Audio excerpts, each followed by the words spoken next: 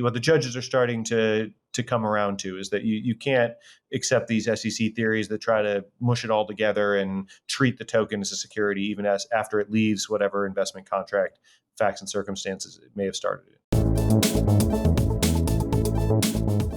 Hi, everyone. Welcome to Unchained, your no-hate resource for all things crypto.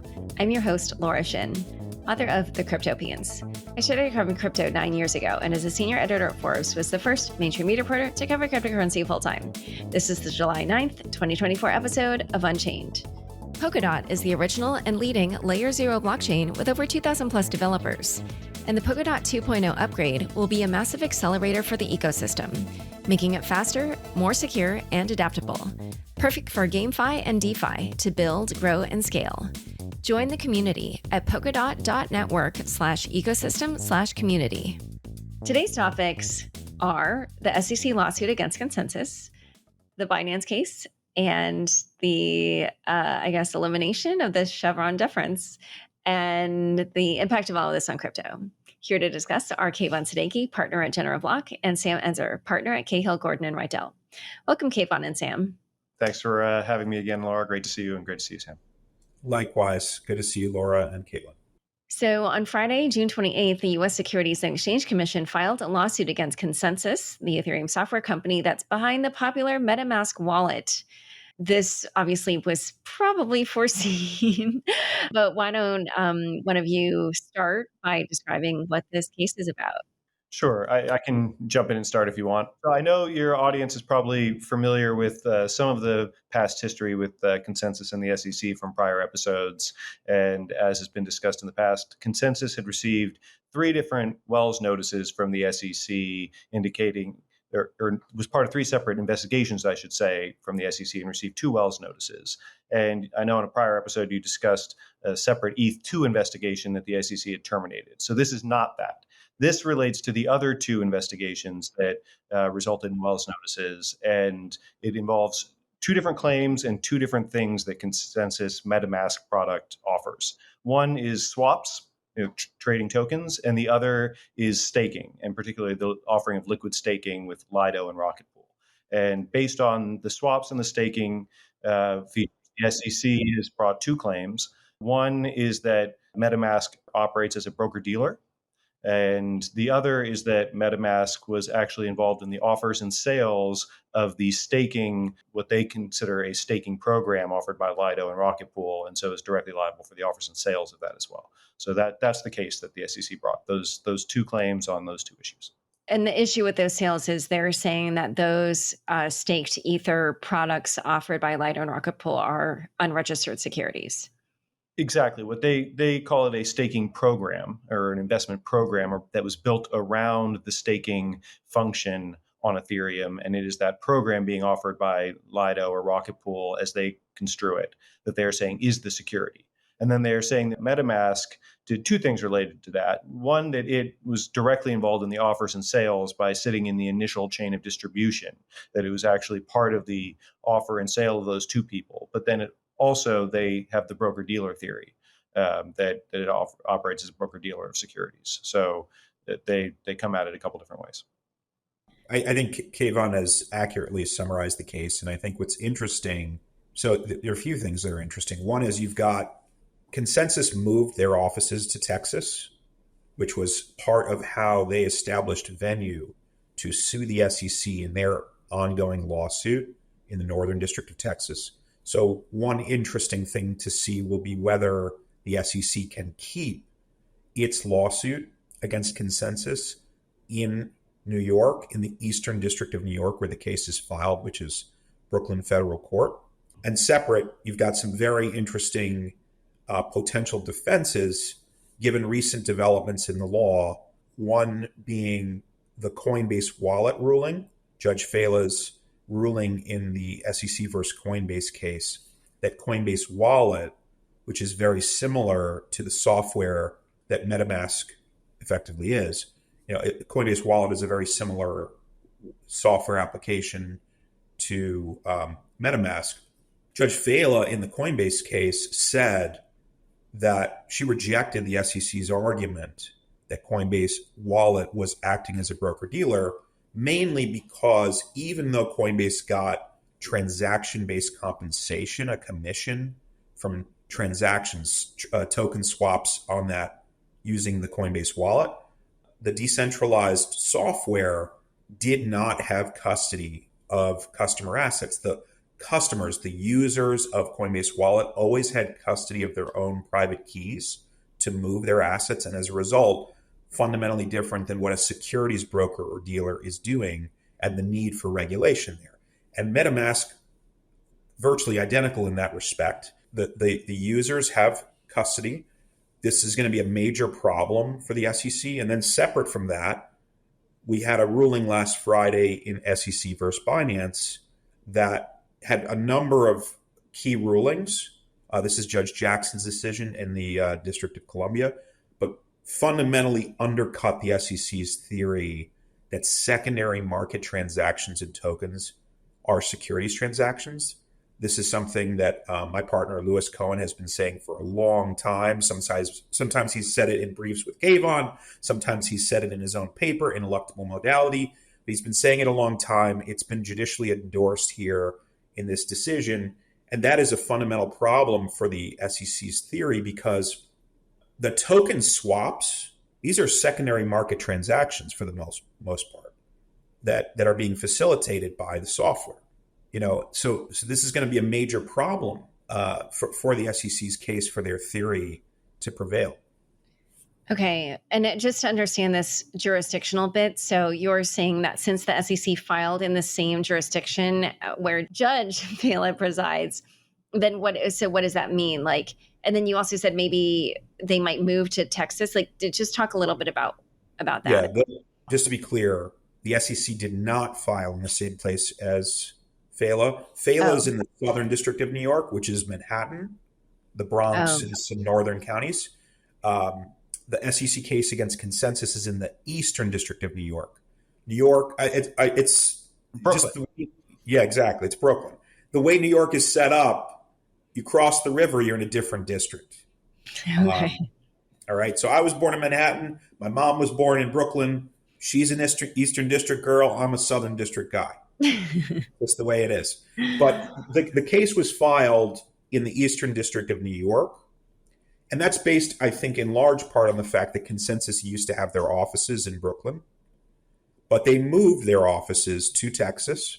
And, I think that Consensys has a number of challenges to the merits of the case, arguments that the SEC's claims are legally invalid, including some of the things I just went through. But separate and apart from are the claims invalid, you have, is this even brought in the right place? Wouldn't it be more convenient for the parties for the case to be tried in Texas, where Consensys is based, where the documents may be, where the witnesses may be located, where all the employees are? And I think for anyone who is following crypto litigation, Texas is a much more favorable forum, generally speaking, for business and for crypto than New York. Well, I think, and there are a couple other things to add in. You're entirely right, of course, Sam, on the difference of the districts. I think one thing that feeds into what you were saying, Laura, is that the Southern District and the Eastern District are the same jurisdiction when we move up a level to the circuit court level. And so when we start seeing appeals that come out of whether it's the Ripple case or any of the other cases that have gone through the Southern District, the Second Circuit rulings will be binding on this Eastern District court where the SEC filed against Consensys. The Texas courts are in the Fifth Circuit. So the fact that there are cases going on in both of these places could eventually set up the kind of circuit split that is what's most likely to generate attention at the Supreme Court level. So we do have dueling jurisdictions here, and the New York courts, while they're separate at the district court level, are within the same circuit court and will be bound by the same appellate court precedent once we have any. Okay, so just to understand this bit, basically, it feels like we have certain judges who have said, I guess it's mainly Coinbase and then now Binance, where they're saying, okay, if you have the private keys, then the wallet is not acting as a broker.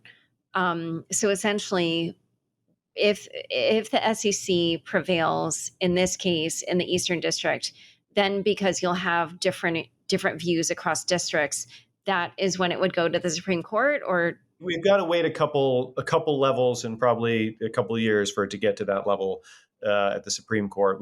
Things have to percolate up from each of these trial level courts through the first level of appellate courts, which in New York is the Second Circuit, where all of the cases we've talked about with Ripple and Coinbase and those cases will go, and also where this case against Consensys will go.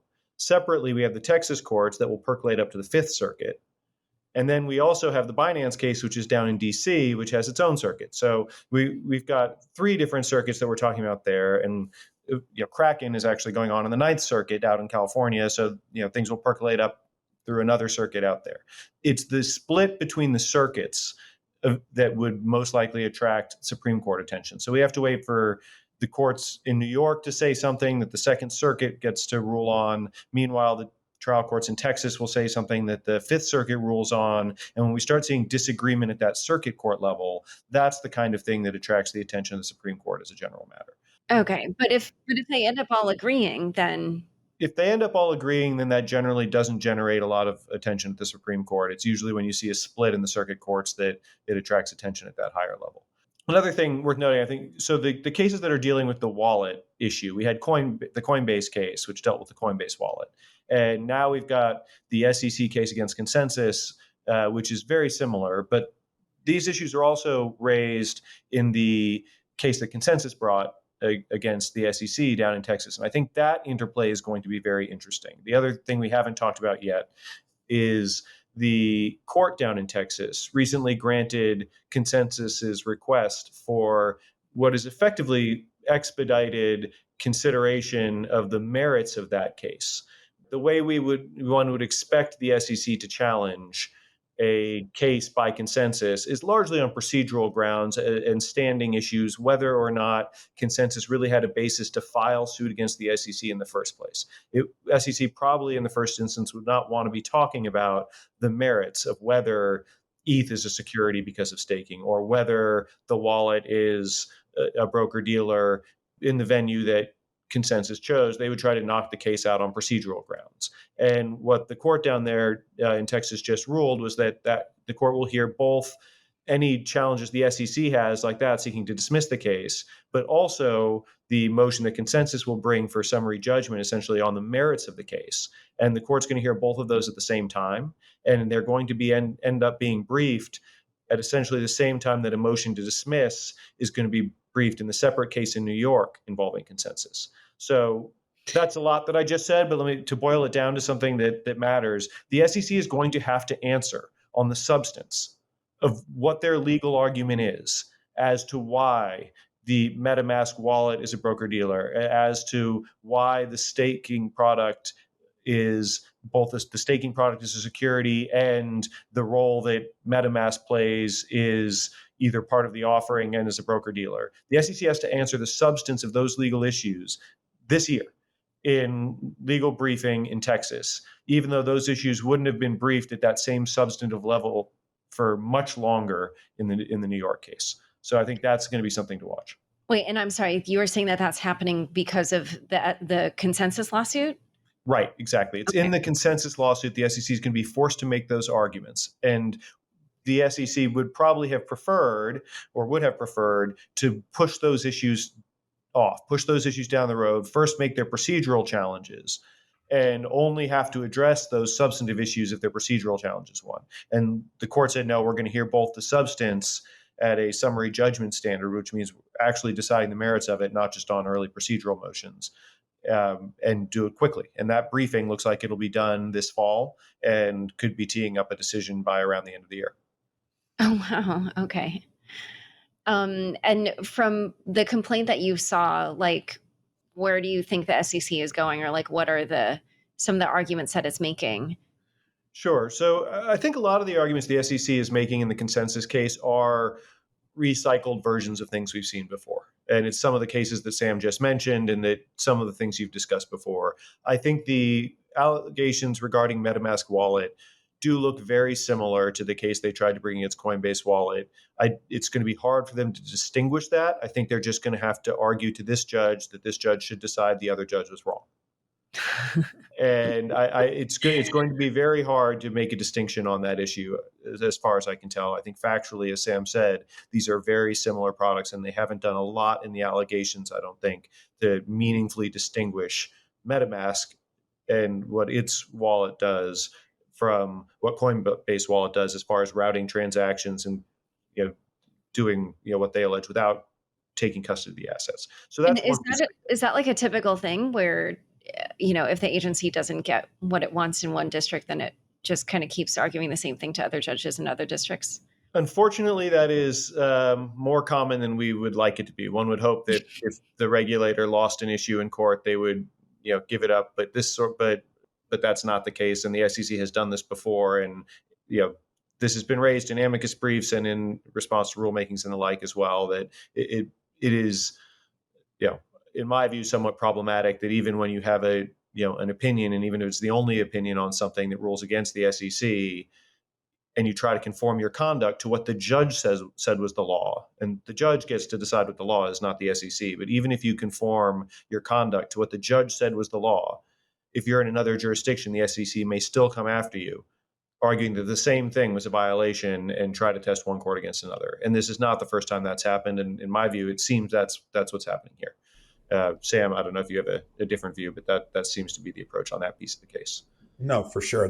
This is like a blitzkrieg. They just keep firing bullets at as many judges as they can and see which ones hit.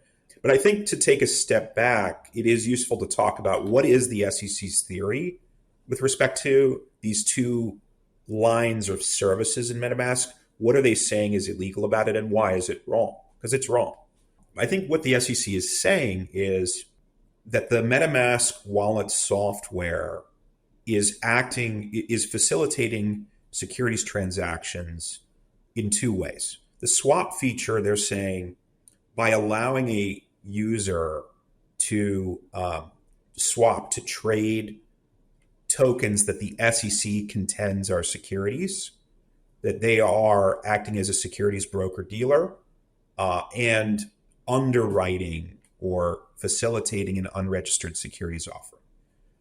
And then a similar theory with respect to staking. The Lido and Rocket Pool staking products, the SEC says, are unregistered securities. And so by facilitating user transactions in them, the SEC says that they are participating in an unregistered offering and acting as an unregistered broker dealer.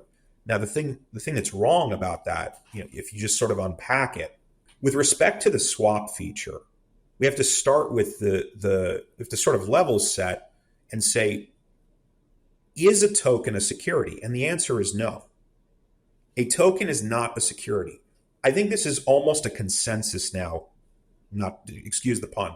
It's almost a consensus among the courts. The judges like Rakoff and Fela, who have issued sort of not crypto-friendly rulings, and the judges who have issued crypto-friendly rulings like Judge Torres and Judge Jackson in DC, I think all of them are in agreement that a token itself is not a security. What is a security?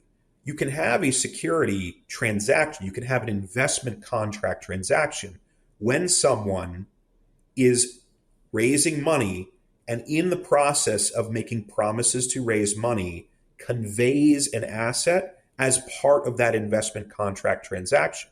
Okay. So if I say to you, give me money for my startup and I'll give you a token, it is the transaction that is a security. The token, which is an underlying asset conveyed as part of the investment contract, is not a security. It is involved in the transaction, but it is not a security. And that's really important because once that asset is conveyed, if it is traded in subsequent transactions, in secondary market transactions, the fact that the token itself is not a security means it's part of an investment contract doesn't travel with it. You have to examine each subsequent transaction to assess whether or not that's a securities transaction. And, in the SEC versus Binance ruling from last Friday, Judge Jackson said, look, in the secondary market, when a token is traded on an exchange, I don't think that's an investment contract, or at least the SEC hasn't shown that with respect to the secondary trades that were at issue in the case, right? So that means when you have these swap transactions. Let's say there's a token that was initially sold in an initial coin offering that most courts would say was a securities transaction in an ICO, all right? So maybe that's how it gets to the market. But now that it's floating around in the secondary market, when a user swaps in and out of it on secondary exchanges facilitated by the software, that is not a securities transaction under the SEC versus Binance ruling. Fundamental problem for the SEC's case. And then with respect to the broker-dealer theory, the SEC fundamentally misconceives the technology and what it is that the software is doing. And so to give you sort of an example, I think you have to think about the difference between an internet browser on the one hand versus E-Trade on the other, okay? If I log into an E-Trade account and I put money in and I buy stock that they hold, that they have actual or constructive custody of, and they charge a fee for my trades into and out of stock, you can see why the SEC would say that E-Trade is acting as a broker-dealer and needs to comply with broker-dealer regulations. They have custody of my money. They have custody of my stock. There are potential abuses that could happen if somebody has my money or my stock, and so they need to meet certain compliance requirements. But the software we're talking about, MetaMask, I have custody of my money. I have my private keys. No one else does. Okay? When I use an internet browser to go buy a security, the internet browser is not a broker-dealer. Google, by virtue of helping me find E-Trade online, is not a broker-dealer, right? And that is, I mean, I'm not saying it's a perfect analogy, but what MetaMask software, what Coinbase wallet software, what these other decentralized wallet, non-custodial wallet software products are doing is closer to the browser side of things than to the E-Trade side of things. Yeah. Yeah. I mean, I'm sure all the crypto people would agree with you. So one thing that I did want to ask is, it seems like the SEC did a similar thing to what it has done in the past with some of these different tokens where they kind of like, tangentially named these liquid staking tokens by Lido and Rocket Pool as securities. So, in this kind of situation, like, can Lido and Rocket Pool do anything, or like what happens? So, as a general matter, people, this has come up, a similar issue has come up in a lot of these cases where the SEC has been just naming tokens left and right as securities, or crypto asset securities, I think is their preferred term of art for this. And as a general matter, the token projects are not showing up in that case because that case is not binding against them. And if they inject themselves into it, that puts them in a different position that there's not a whole lot of advantage to being in, getting into that fight. But I think this is an issue that the Binance court recognized and took issue with, and you see that in the opinion. And I think this is something that was sort of remarkable to me in that opinion, is you can see the judge's frustration with that approach to naming tokens that are not there to defend themselves, and invite, as I think the court was, sort of inviting inconsistent rulings on issues through this sort of path. I mean, it really read as a criticism of what people in the crypto industry have been referring to as regulation by enforcement.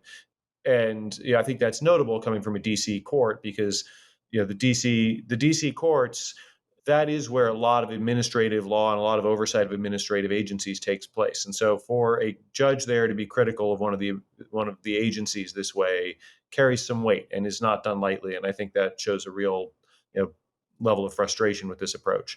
But in general, the case against Consensys, this is the other piece that is, again, what we've seen before. They're copy pasting from their prior complaints as far as the way they're approaching the securities issue. They're naming the same tokens they've named in prior complaints. They even include a paragraph listing saying a lot of the tokens on available through MetaMask for swap are the same tokens we've sued or pursued in other enforcement actions in the past, and listing them out. And so again, they're trying to do this by reference to particular tokens that are not part of the case, that they are branding as securities for purposes of this of the claims against MetaMask.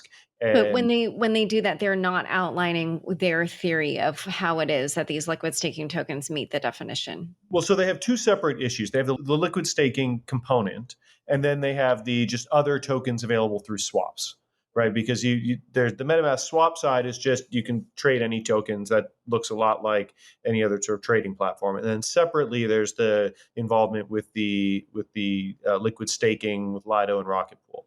And so the token side looks like all the other cases we've seen before. The liquid staking side is a little bit new, and they do articulate their theories around the liquid staking. And it looks very much like what they've said about staking in Coinbase and Binance. They are not focused on the technical Ethereum staking itself as a security. They are alleging that there is a program that is effectively a managed service being offered by Lido or Rocket Pool. And that, they say, is the investment program, that Lido and Rocket Pool, according to the SEC, are providing effectively managerial efforts in the way they offer liquid staking, the service that they provide that makes it easier for people to stake, allows them to withdraw more easily, keeps the uptime, abstracts away the difficult technical issues. And so they're saying that offering that service is effectively an investment contract offering. It just so happens that it's staking that's at the center of it. And what do you guys think of that argument? Well, so in some ways, this mirrors the theory that the SEC has pursued across a number of fronts, where they don't really care what generates the expectation of profits.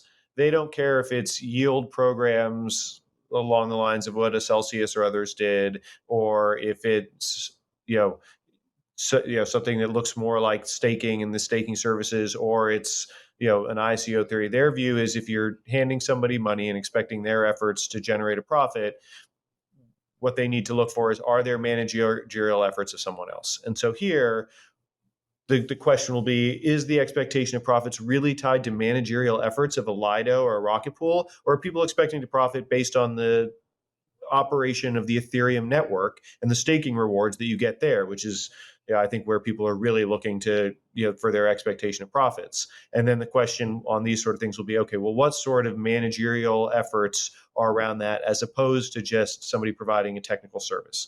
Because the line that gets drawn is, if you're providing ministerial services, sort of more technical support, that's not enough for an investment contract. If you're providing real management, entrepreneurial issues, that sort of thing, that's what the effort of others is supposed to capture.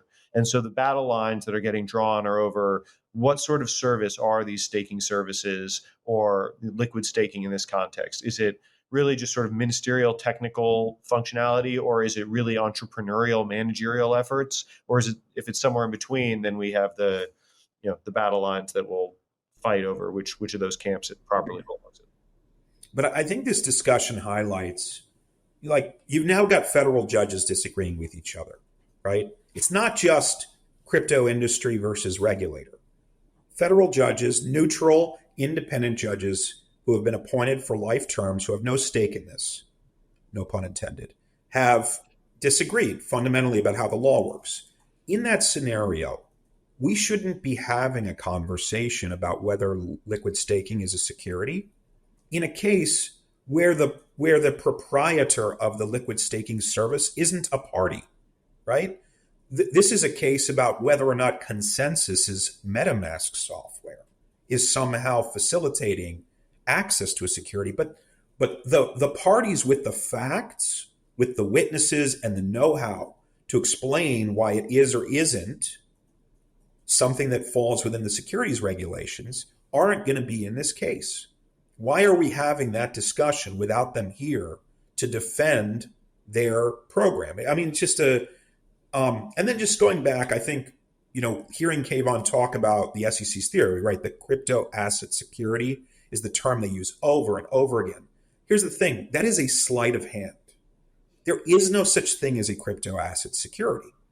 There is an investment contract in some instances, and that investment contract might involve the conveyance of an orange grove, or it might involve the conveyance of a token, or it might involve the conveyance of a beaver or whiskey. But it is the investment contract that is the security, not the crypto asset. when the SEC says crypto asset security, they want everyone to think if it was conveyed in a securities transaction, it's always a security. It embodies the security.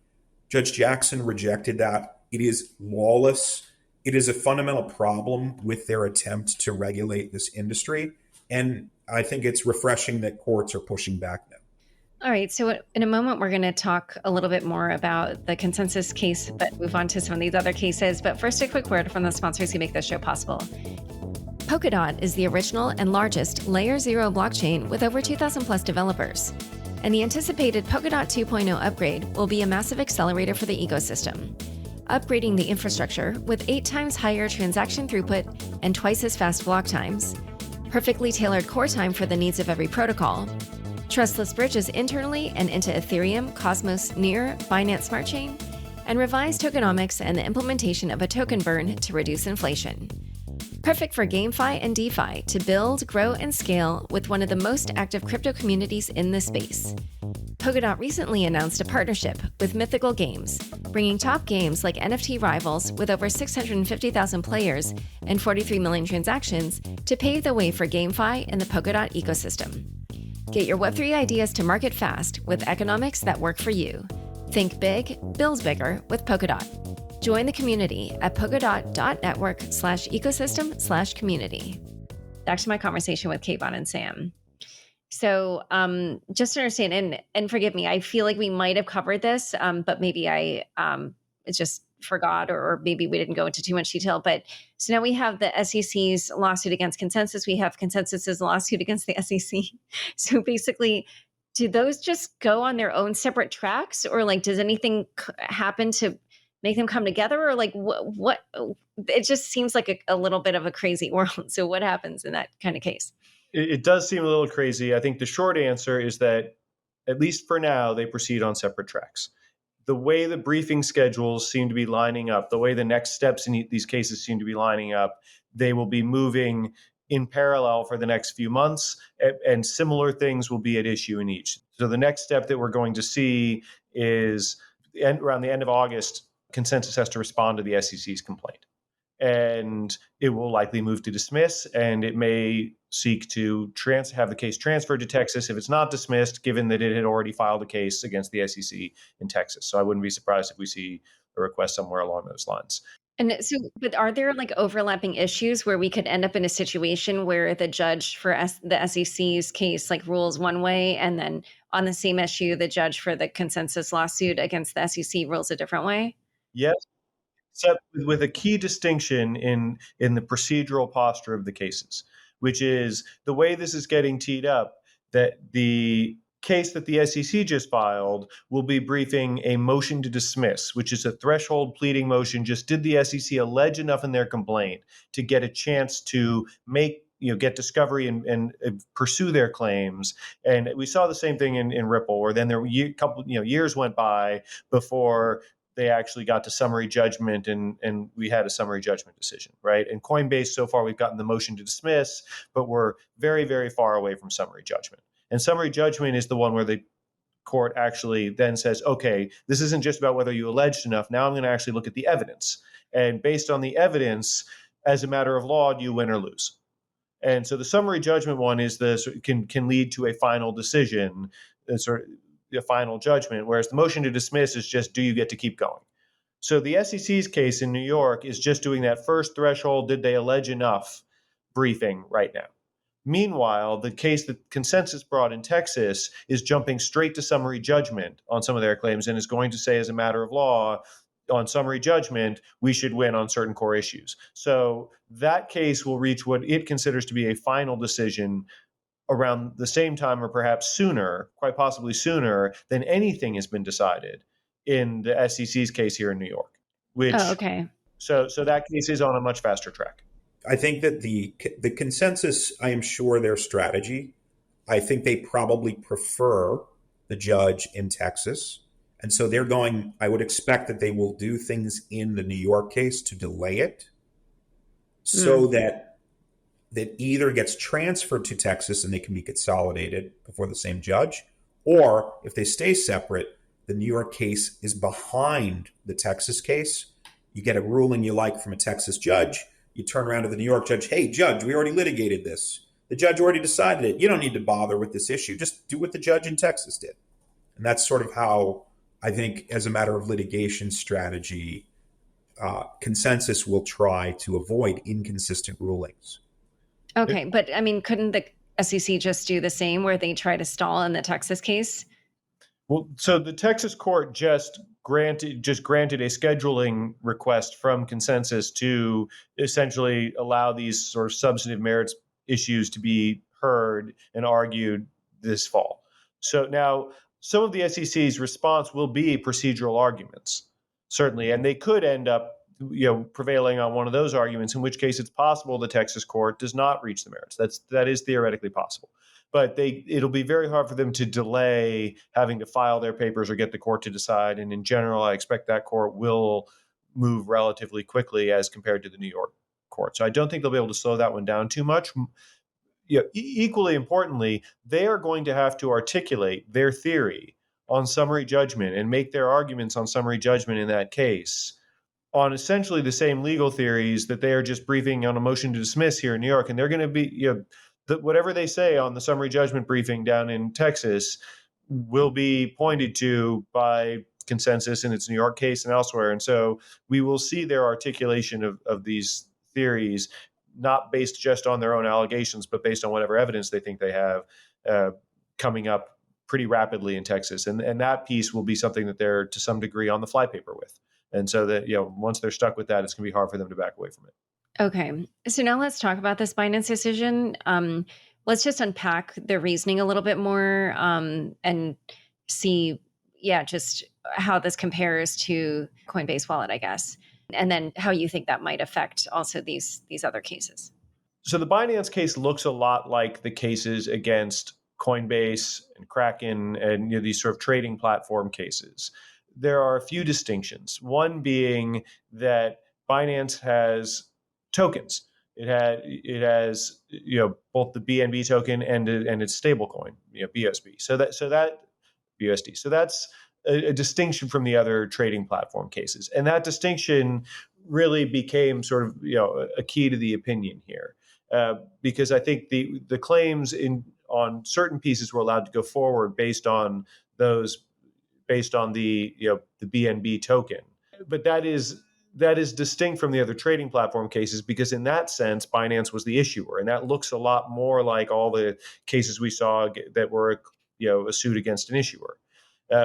What happened in Binance, Binance, we see the same sort of allegations that it issued those tokens, but also that it was a unregistered, securities exchange, broker dealer, the same sort of claims we saw against Coinbase.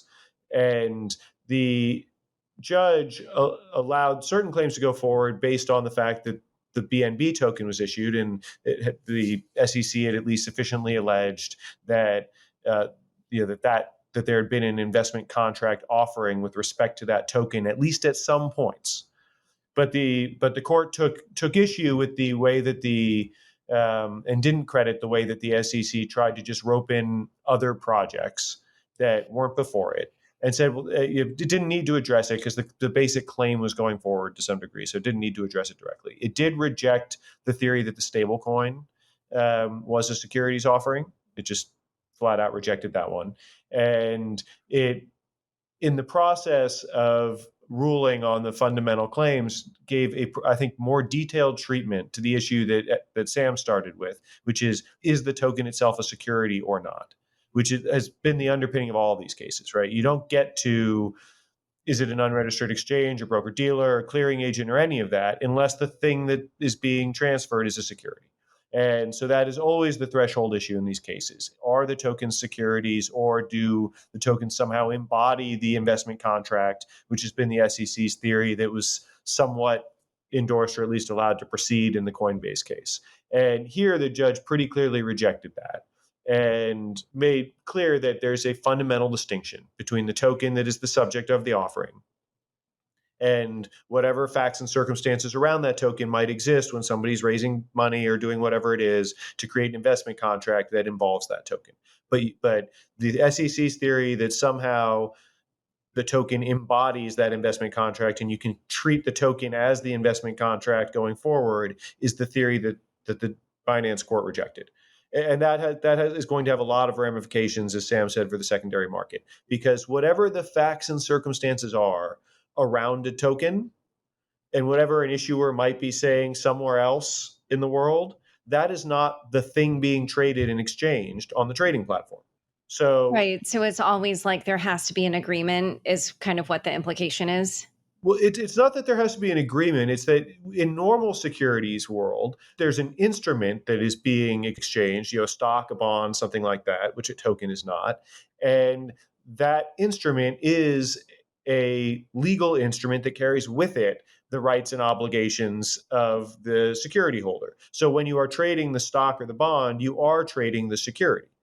When you take a token that is just the subject of the offering and you start trading it, you are not trading the entire universe of facts and circumstances around its original offering because there are no rights or obligations that flow with it the same way. And so you can't split the two things up. And that has really been the core of a lot of these cases. And the SEC has tried many different versions of their theory to how do we get to secondary market trading of tokens if the token isn't really the investment contract, it's just the facts and circumstances around the offering. Well, if that's true, how do we get to regulate the secondary market? And that is what kept the SEC on the sidelines of this, in my view, before Chairman Gensler. I think, and even maybe in the early period of Chair Gensler's term, there was a recognition that they didn't have the authority that they needed to pursue secondary market platforms because of this sort of distinction.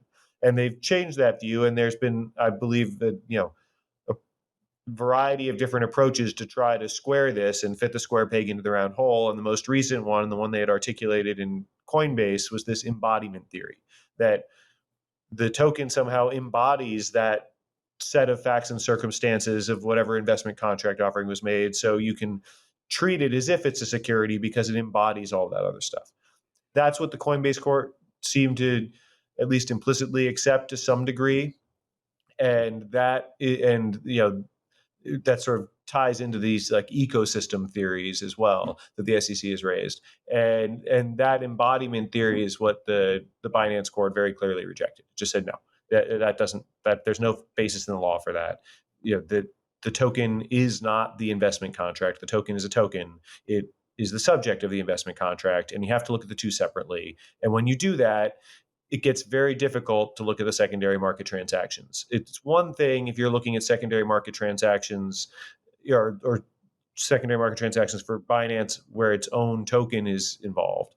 That maybe the court looked at that a little bit differently and what was being said around that. But as far as getting into other tokens that are unrelated, that's where the court seemed to have pretty little patience for the SEC's theory on that. No, wait, I'm sorry. When you're saying that they looked at the Binance's own tokens differently, so did they basically say those are securities transactions or? So part of the case was allowed to go forward. Again, there's been no final decision, but part of the case was allowed to go forward on the theory that offers of the BNB token were at least at some points investment contract offerings. Got it. And the court didn't rule that they were, but it didn't fully knock that out. So it's at least with respect to that, there's something to go forward on. It's going into other tokens that were just pure secondary market that Binance had no involvement with other than as a trading platform that seemed to have relatively little patience for. Okay. Yeah, Sam, what do you want to add on this Binance decision? I think that, so Kayvan covered a lot, and it is a 90-page opinion or nearly 90 pages. But the most important part, which Kayvan, I think, just described, and I agree with what he's saying, is the part about how the SEC's authority breaks down when it comes to trying to regulate the secondary market. And so just to think about this and how the judges disagree and why it's so important, I think it's important to let's use a very basic example, right? If I do an ICO and I sell my token to Kayvan to raise capital, I think most courts would agree that that's an investment contract transaction. That transaction is a security. Okay. But now if Kayvan and you trade the token on an exchange, the question then becomes, is that a securities transaction? Is that an investment contract? When you two are trading on an exchange, when Kayvan sells the token to you, Laura, the alleged issuer, the constructive issuer of the initial coin offer, of the investment contract, the one who initially raised capital, the one who was supposed to register something with the SEC, I am not interacting with you. I am not making you any promise. I have no written agreement with you. I am making no promise to you that you will get profits from your purchase of the token from Kayvan. And that is the fundamental problem with why there is no authority for the SEC to regulate that transaction, whatever happens downstream. The SEC has tried to paper over the problem. They tried to paper over it by saying the token embodies the investment contract, and thus the rule that it is a security travels with it. Or they've got this ecosystem theory that Judge Rakoff and Judge Fela have effectively adopted, but Judge Jackson, I think, has implicitly rejected. And likewise, Judge Torres came out the other way. I think Torres and Jackson have it right. And the only appellate court to consider the secondary market treatment of investment contracts since 1946 is the Ninth Circuit's en banc opinion in Hawking versus Du Bois. And that case clearly stands for the proposition that the way that the crypto industry is approaching it, the way Judge Jackson approaching it, is the right way to look at it. There is no you have to look for a transaction that is a security, and there isn't one in those secondary market sales. And indeed, that was the SEC's position in that case. In 1988, they filed an amicus brief in that case where they said the secondary market transactions at issue. In that case, it was about a condo sale. But the secondary market transactions at issue there, they said, were not investment contracts, were not securities transactions. That's so interesting. When you step outside of crypto a little bit, I think this sort of has to be the rule also, because if you're going to try to attach, there's strict liability under the securities laws for failing to register, for violation. It doesn't matter if you knew or didn't know. This is just sort of, if you were supposed to register and you didn't register, you're liable, even if you weren't aware of it, right? So there's strict liability, and usually when there's strict liability in a statute, you should have some clear way of knowing whether you're running afoul of it or not. And here the problem is, if you have assets, in this case it's crypto assets, but it could be other assets that are the subject of an investment contract, but on their face they're not a legal document, they're not an instrument, they're not a stock, a bond, etc. You looking at the thing, you cannot tell what the facts and circumstances are around it to determine whether this thing is part of an investment contract or not. Just looking at the token, just looking at the whiskey barrel or the orange grove, just looking at the thing itself, you can't tell, is there some set of facts and circumstances around it that is an investment contract? Well, then how do you know if engaging in any transactions in it are securities transactions? If somebody creates an investment contract transaction around a pair of sneakers, that I create a limited edition set of sneakers and I offer people not just the sneaker, but all sorts of other promises about what I'm going to do and how anybody who walks in wearing the sneakers can participate in whatever upside there is. And I create some sort of fundraising opportunity for people who are participating to expect profits based on my efforts. I create a conventional investment contract. Great. You could say that was an investment contract, and it all revolved around these limited edition sneakers. That doesn't make the sneaker a security. And if I go to sell the sneaker, or you go to sell the sneaker to Sam on StockX, on eBay, on Amazon, how does any platform know, looking at the sneaker, that supposedly this is part of an investment contract based on what I somewhere else was saying on some other platform? There's just no way to look at the object and understand whether or not it is a security. And that is not a fact pattern in which you can attach strict liability to participants in a secondary market. And so if you want to get to the secondary market, it has to be obvious that the thing itself is a security or it's not. And with tokens, it's not. And I think that's what the SEC, what the judges are starting to come around to, is that you can't accept these SEC theories that try to mush it all together and treat the token as a security, even as after it leaves whatever investment contract facts and circumstances it may have started in. Right. Yeah. The sneaker thing you were saying sort of, I think, is like their ecosystem idea, which very recently Sam was on, and I don't remember who the other guest was. And I asked it was Laura Brookover at Consensys. And I said, so what is the ecosystem theory? And you both were like, we kind of can't explain it. Anyway, let's talk about Chevron deference, because that's obviously also a huge deal. So this big Supreme Court ruling happened the last week of June. The court knocked down this Chevron deference. So can one of you explain what that means, or like what that term means, and then also what the ruling means for crypto?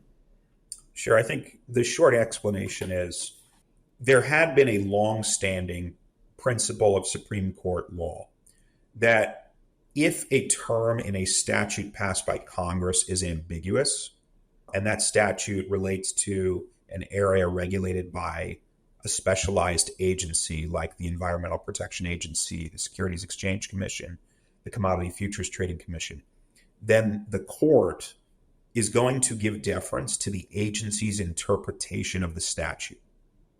Okay, so that's kind of like letting the fox guard the henhouse, right? If we're talking about the separation of powers and ensuring that courts, independent courts, are a check on executive power, having the court let the police determine what the limits of the police power are is not consistent with the separation of powers enshrined in our Constitution, what our founders wanted. So the Supreme Court overturned the doctrine. This was long expected. I think everyone has expected this to happen for quite some time since we've had a conservative majority. And it's consistent with themes we are seeing in the Supreme Court, right? You have the major questions doctrine, this ruling. These are all part of a mosaic about the limits of executive power, the need for Congress to be the sole arbiter of what is a statute, and if it's unclear, that gets interpreted by the court. Agencies, the executive, don't get to legislate. They don't get to decide, all right, this and what does this mean for crypto? Well, we've just spent a long time waxing poetic about these two words, investment contract. Those words were put in a statute in 1933 and 1934, nearly 100 years ago, before computers, before the internet, before crypto. And yet the agency says they can apply to a transaction in which digital code is conveyed, in which tokens are conveyed. Well, I think it's fair to say, especially since federal judges are disagreeing with each other about how that statute works when it's applied, reasonable minds could differ about what those words mean. It is ambiguous. Well, we should not defer to what the agency says it means. Gary Gensler's view that all tokens are securities isn't entitled to any special deference. The court gets to decide. And I think that's, I think Kayvan mentioned this before, and I do want to come back to it, which is, prior SEC administrations, or at least the Clayton administration under the SEC, did not think they had authority to regulate the secondary market, to regulate crypto exchanges. Neither did Gary Gensler when he first took office. He told Congress in testimony that he needed more legislative authority, and then he changed his mind, and he decided to go to court to get it, advance his argument, and some judges agreed with him, but others have disagreed. And this precedent, I think, will put a seriously curtail the SEC's effort to regulate crypto by enforcement. And even if it doesn't work at the district court level, as these cases percolate up to higher levels of appellate court, if they do reach the Supreme Court, I think the SEC's in serious trouble if they want to win on this theory. Yeah, and I think so. There's one issue is just how does this impact the discussion we've been having so far about investment contracts and what is a security, which is partially the ambiguity in the statute. It's also now interpretation of the Supreme Court precedent.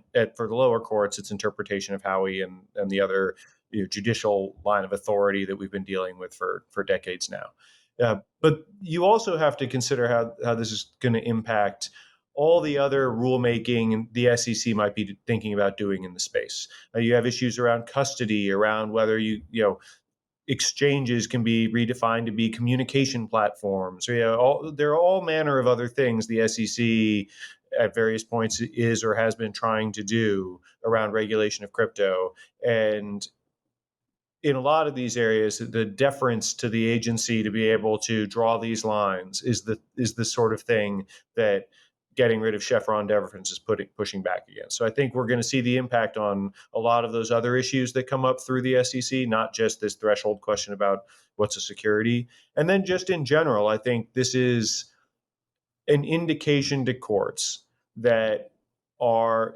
historically, I think, judges have, as a general matter, when the government appears before them, whether it's the Department of Justice, whether it's the SEC, and all to varying degrees, depending on what portion of the government. But when the government is before them, judges have a tendency to have some degree of deference to the government as a party as compared to private litigants. But I think, particularly with respect to agencies, that is eroding, partially because of some of the actions of agencies like the current SEC that is taking very aggressive positions and really testing the limits of its power as a litigant in a way that agencies didn't used to. As you stop really using that prosecutorial discretion in a way that shows you are really exercising discretion and you look to be behaving like an aggressive litigant, the courts are going to treat you like one and stop giving you that same level of deference. And I think we're starting to see that. And I think things like the unwinding of Chevron deference are an indication to the lower courts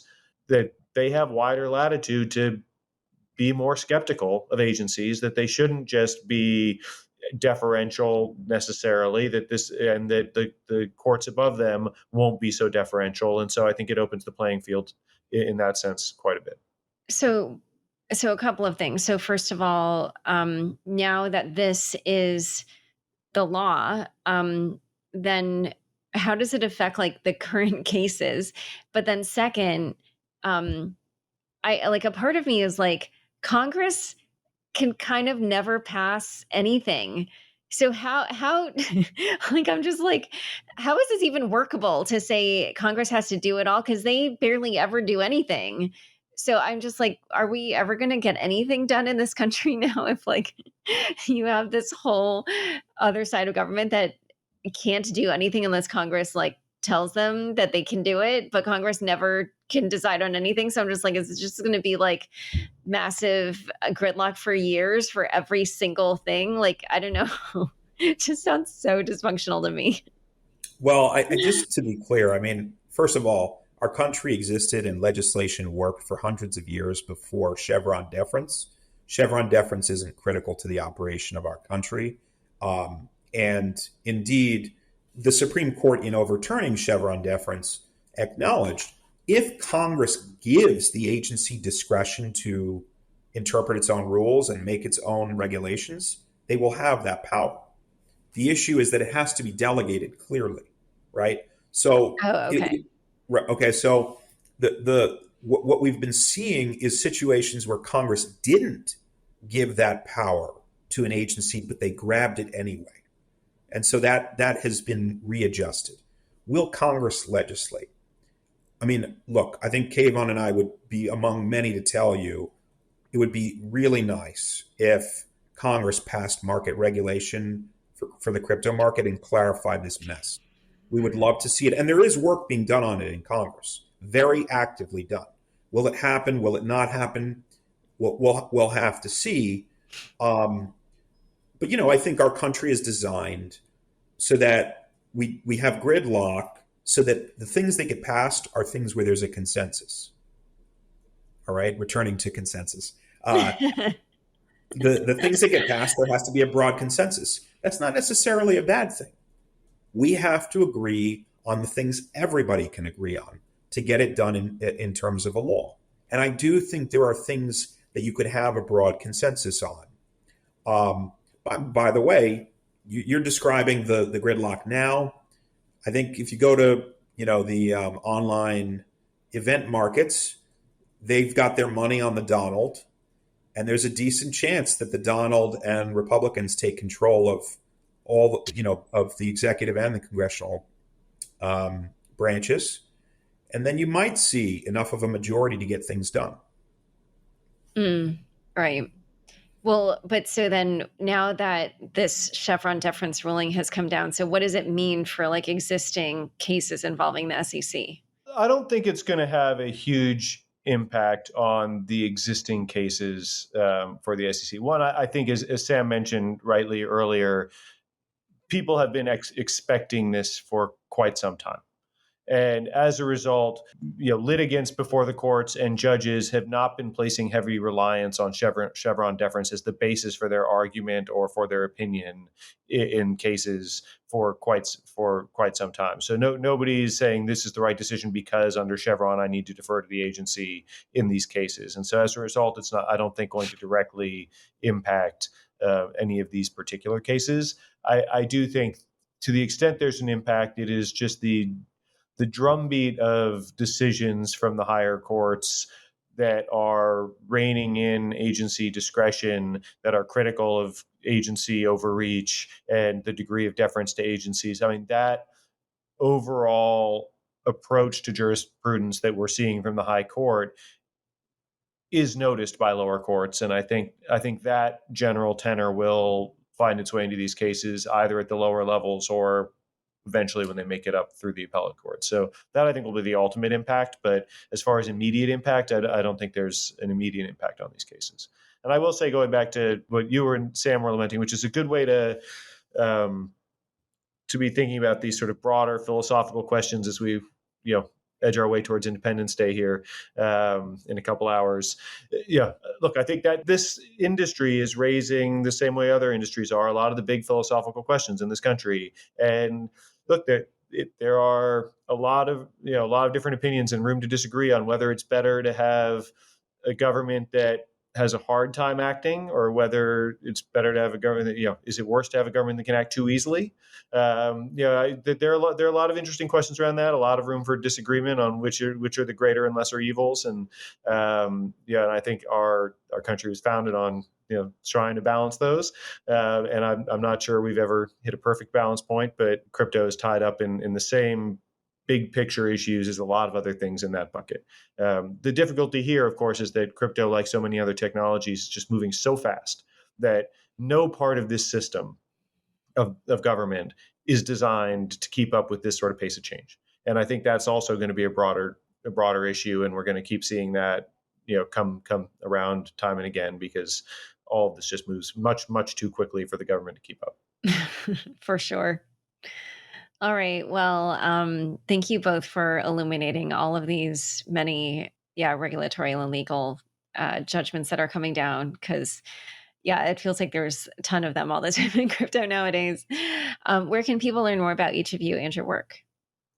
Sure. You can find me on our website at jenner.com, and you can also find me on LinkedIn, are probably two best ways. I also frequent various other social medias. So go there first, but otherwise you'll find me around. Sam, I know you can find here often, but Sam, I'll leave it to you. I'm on the Cahill website, and if you want to learn more about the SEC versus Binance ruling, you can look on the Cahill website. We did a 5-page memo on it that has a summary of the key aspects of the ruling, which I think is very important for the crypto industry. All right. Well, thank you. It's been a pleasure having you both on Unchained. Thank you, Laura. Thank you, Laura. Did you know Unchained is much more than a podcast? Last year, we unveiled a completely redesigned website, enriching your experience with the latest news, insightful analysis, compelling op-eds, and comprehensive learning articles and guides for beginners. Explore all this and more at unchainedcrypto.com. Thanks so much for joining us today. To learn more about Kayvan and Sam and all of these various lawsuits and rulings, check out the show notes for this episode. Unchained is produced by me, Laura Shin, with help from Matt Pilchard, Juan Aranovich, Megan Gavis, Pam Majumdar, and Mark Ikoria. Thanks for listening. Unchained is now a part of the CoinDesk Podcast Network. For the latest in digital assets, check out Markets Daily, 5 days a week, with host Noel Atchison. Follow the CoinDesk Podcast Network for some of the best shows in crypto.